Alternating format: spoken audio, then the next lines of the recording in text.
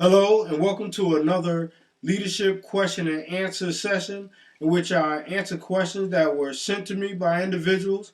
If you have any specific leadership questions, you can email them to me at directingreflections14 at gmail.com. That's directingreflections14 at gmail.com. Hopefully, these answers will help anyone that is viewing this video at this time so that they can go on and continue in their journey of leadership. And even if you're someone that didn't ask these questions, but you're viewing this, you have to keep in mind that different organizations have different set of tasks and missions, but leadership tends to be based on the same basic principles. All right, so here's the first question, and it's about leadership stamina. How do you lead through the tough times while still remaining loyal to the organization? Okay, a good friend of mine once told me that life is not a sprint, it's a marathon. And like a marathon runner knows that throughout that race, there's going to be some uphills, some curves, some downhills, and the weather and terrain will have a great effect on them. However, they still run. And leaders have to be just like that. Leaders have to know that there's uphills, downhills, tough terrain, rain, sleet, hail, and snow. However, you still have to run. You still have to lead.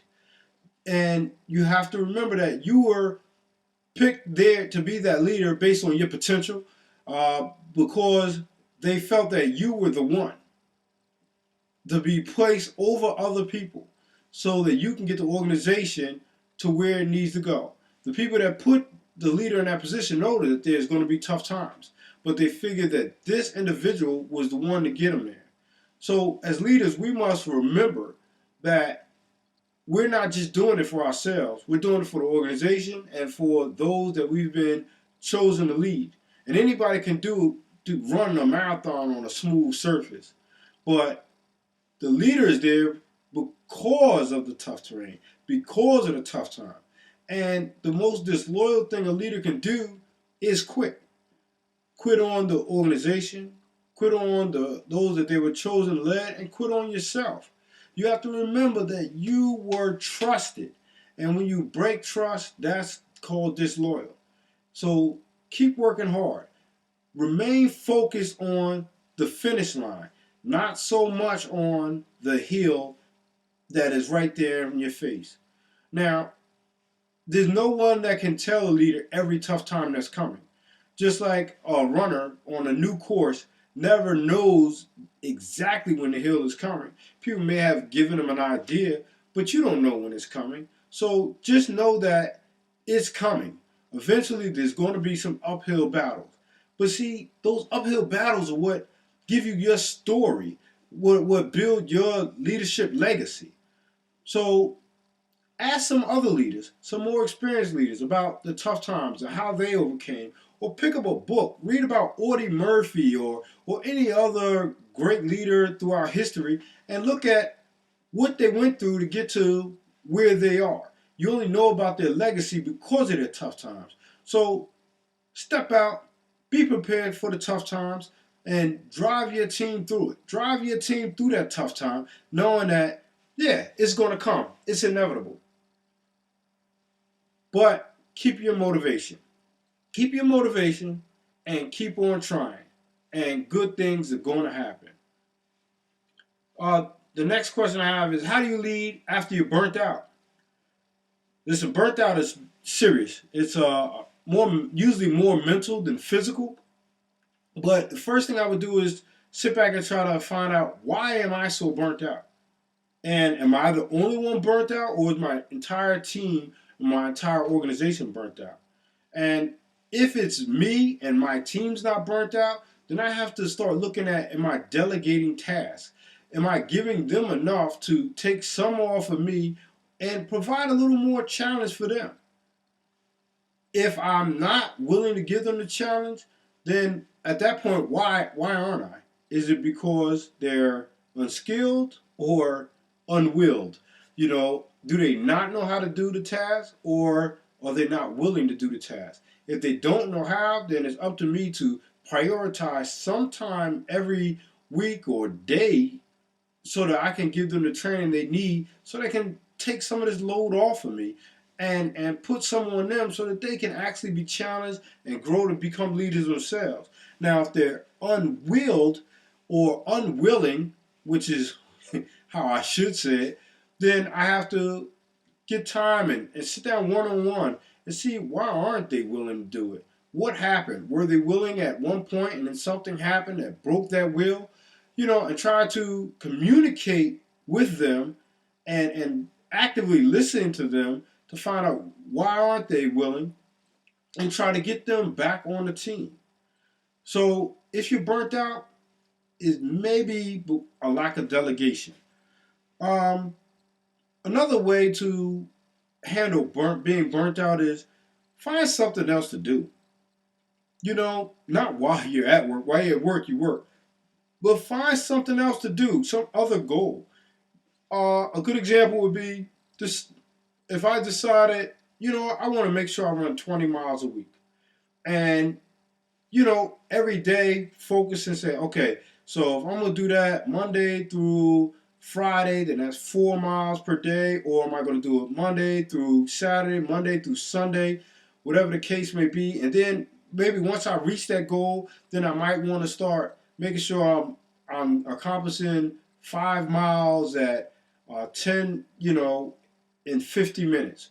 Or maybe I want to do 5 miles in 45 minutes each time. So I'm constantly creating some other goals. Maybe I want to start building something or learning something, taking a class. But what the main purpose of this is to take my mind off of work. Focus on something else that I'm in control of, that I find fun, and that therefore, when I come back to work, I'm rested. I had some recuperation mentally. So now, when I jump back into the workday at 9 o'clock or whatever the case may be, I'm jumping in fresh and ready to lead. Because when you feel burnt out, you start to look burnt out. When you look burnt out, you act burnt out. And like I said, people are the direct reflections of their leadership. And if you look burnt out, they're going to eventually look burnt out. If you act burnt out, they're going to act burnt out. So you need to focus on something different. So when you get to work, you're revitalized. You're on top of your game. And therefore, if they become your reflections, they're revitalized. They're on top of their games. Okay? Another thing is that you might want to refocus on or look back on why you started that job or why you started that career. Does that thing still exist? Is that passion still there? Go back to the basics. Just like with a marriage, sometimes people have to go back to the basics of why they got into that union. And you formed a union with your job because at some point there was some love there. There was some passion. Find out what that thing was. Maybe you're a social worker and you're just tired because there's such a great need for you and you're at that point of being burnt out. But why'd you start that job? Is it because you knew the children needed you?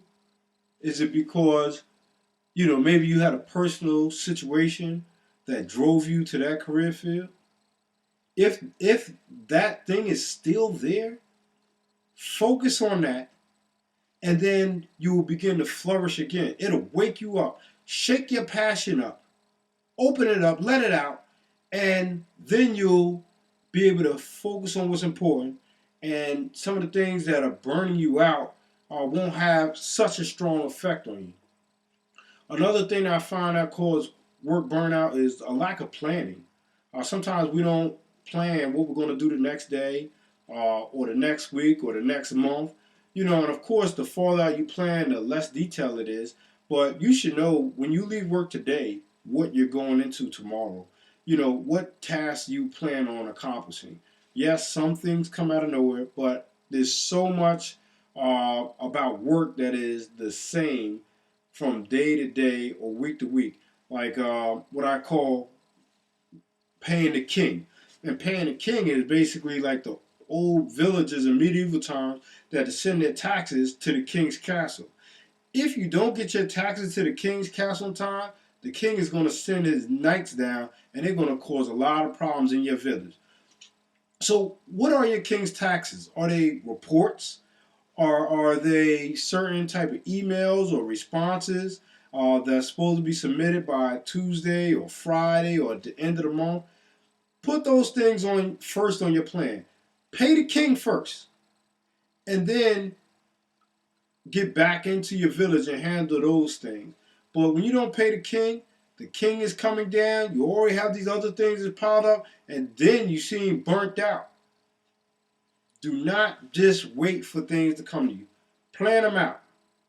And that, therefore, you're on top of your game. So find some recreation for relax and recuperation. Plan out some things and get back to your passion.